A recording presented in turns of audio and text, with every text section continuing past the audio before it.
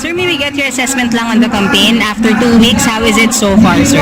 Naninibago ako kasi first time ko may kasamang team. Dati mag-isa lang ako eh. Ngayon, ang dami ko ng tol.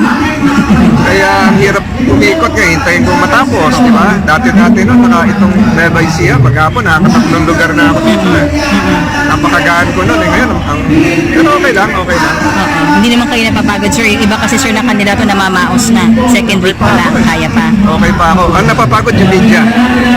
Kasi wala kayo kahapon sa Santiago. Kayo ang napagod.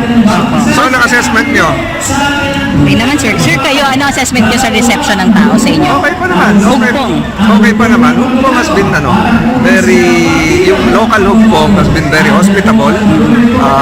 Appreciated lahat yung ginagawa nila, especially yung mga local candidates. So, ang nangyayari ngayon, napapadali yung pagdidesisyon ng taong bayan kung sino yung pipiliin.